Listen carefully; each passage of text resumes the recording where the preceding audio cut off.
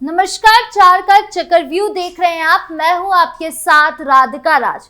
आज चार के चक्रव्यूह में बात होगी यूपी के प्रयागराज में हो रहे महाकुंभ की, जहां बम की सूचना मिलने से हड़कंप मच गया है। साथ ही बात होगी अखिलेश यादव की, जिनकी बात पर अब मोदी सरकार भी नजर रखे हुए है। तो वो कौन सी बात है बताएंगे आपको विस्तार से।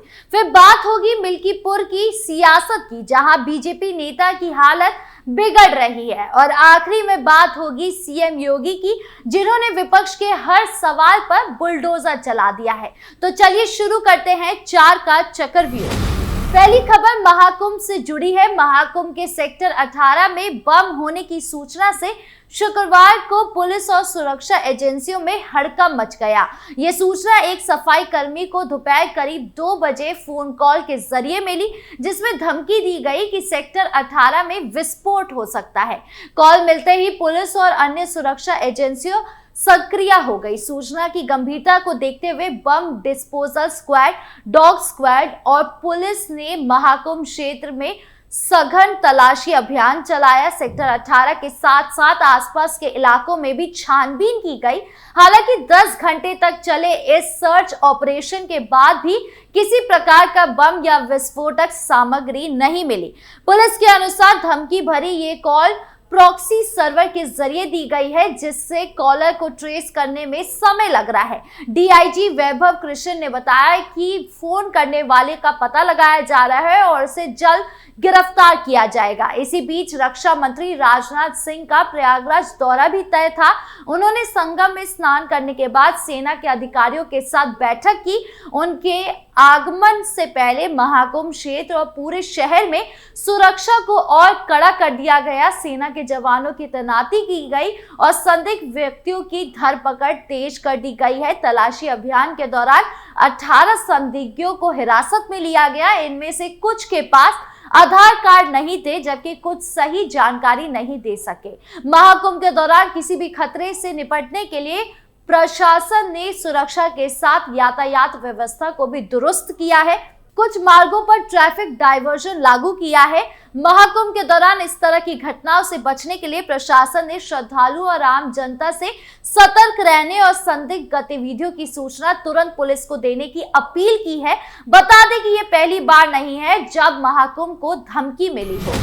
बढ़ते अगली खबर की ओर, जो सपा प्रमुख अखिलेश यादव से जुड़ी है। बता दें कि मिल्कीपुर उपचुनाव की घोषणा होने के बाद से अखिलेश यादव एक्टिव हो गए हैं, जिसके बाद से वो लगातार सरकार पर निशाना साधे हुए हैं। दरअसल अखिलेश यादव समेत तमाम विपक्षी दल ने जाति जनगणना कराए जाने की मांग को लेकर जोर शोर से उठाते रहे हैं। भले ही बीजेपी ने खुलकर इसका समर्थन नहीं किया, लेकिन वो इसके विरोध में भी नहीं रहा। और अब केंद्र की योगी सरकार जातिवार जनगणना को लेकर मंथन में जुट गई है। सरकार के सामने सबसे बड़ी चुनौती ये है कि जातीय जनगणना कैसी कराई जाए। इससे पहले 2011 में यूपी सरकार 2 में जातीय जनगणना कराई गई थी, लेकिन उस वक्त स्थिति स्पष्ट नहीं हो पाई थी। ऐसे में सरकार जातीय जनगणना के लिए विपक्षी दलों के साथ बातचीत कर सकती है। माना जा रहा है कि इसके लिए एक सर्वदलीय बैठक भी बुलाई जा रही है, ताकि पूरे देश में जातियों को अलग अलग पहचान के लिए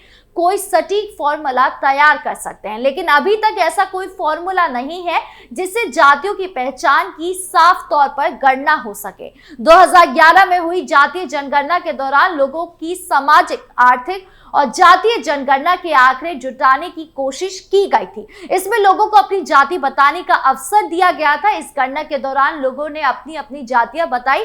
उसके अनुसार 2011 में 46.80 लाख से ज्यादा जातियां थी। ऐसे में कितनी जातियां ओबीसी है या दूसरे वर्गों में आती है, उसे ढूंढना बेहद मुश्किल हो गया था, जिसकी वजह से इस जातीय जनगणना के आंकड़े सार्वजनिक नहीं किए गए थे। पिछले कुछ समय से विपक्ष ने एक बार फिर से जातीय जनगणना के मुद्दे को धार देना शुरू कर दिया।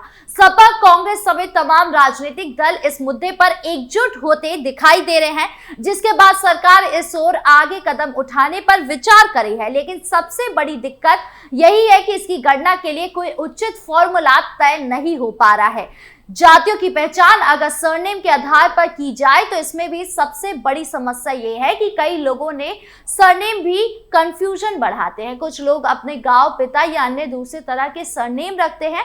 ऐसे में भी जाति की सही गणना करना पाना मुश्किल है। एक विकल्प यह है कि लोगों को खुद उनकी जाति बताने का मौका दिया जाए, लेकिन इसके चलते बहुत बड़ी संख्या में ऐसे लोग भी आ सकते हैं जो ओबीसी वर्ग को मिलने वाले लाभों का फायदा उठाने के लिए खुद को ओबीसी बताने की कोशिश करें, जिससे और भी समस्या खड़ी हो सकती है। ऐसे में विपक्ष की बात मानना मोदी सरकार के लिए मुश्किल माना जा रहा है।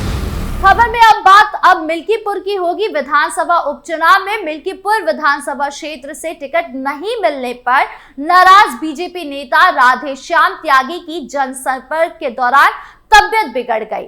खंडासा बाजार में प्रचार करते समय उनका ब्लड प्रेशर बढ़ने से वो अचानक बेहोश होकर गिर पड़े। इस घटना से मौके पर हड़कंप मच गया। सीने में दर्द की शिकायत के बाद उनको 100 शैय्या संयुक्त चिकित्सालय कुमारगंज में भर्ती कराया गया। उस समय वहां मौजूद बीजेपी जिला अध्यक्ष संजीव सिंह, सपा प्रत्याशी अजीत प्रसाद और भाजपा नेता सवरजीत सिंह और अन्य कार्यकर्ताओं ने तुरंत अस्पताल पहुंचाया। अस्पताल में सीएमएस डॉक्टर अनिल कुमार ने नेतृत्व ने डॉक्टर की एक टीम ने तुरंत इलाज शुरू किया। हॉस्पिटल से मिलती जानकारी के मुताबिक समय पर अस्पताल पहुंचने और तत्काल उपचार मिलने के कारण त्यागी अब खतरे से बाहर है।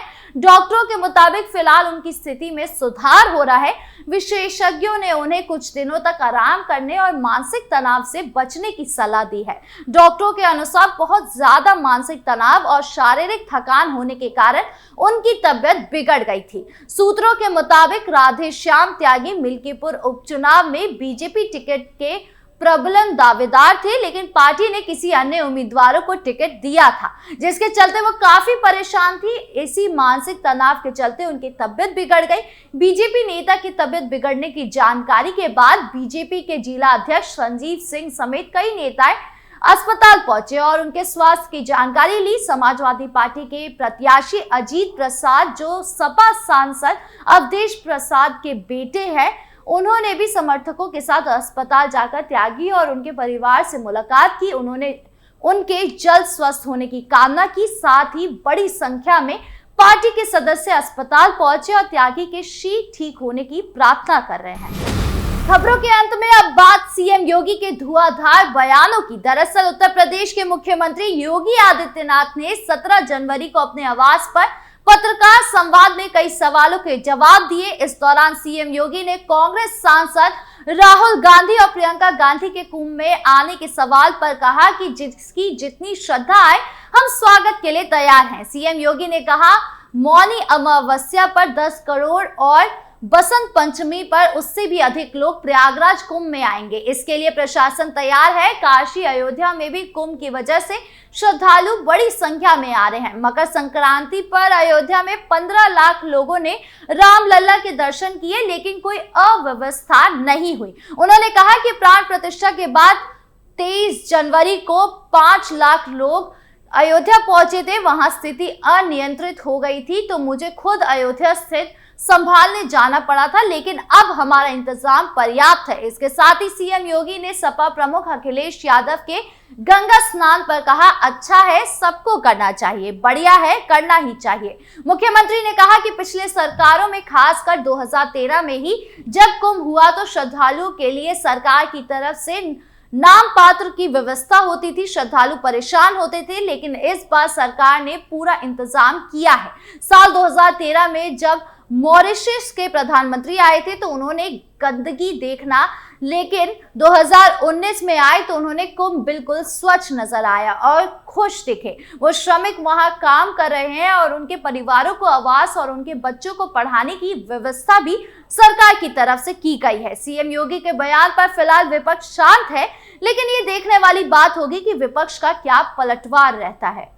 4 के चक्रव्यूह में आज की खबरों का सिलसिला यहीं खत्म करते हैं। कल फिर मिलेंगे आपसे नई खबरों के साथ। वीडियो अच्छी लगी हो तो लाइक शेयर करें, चैनल को सब्सक्राइब करना ना भूलें और देश की तमाम बड़ी खबरों से जुड़े रहने के लिए देखिए कैपिटल टीवी उत्तर प्रदेश। नमस्कार।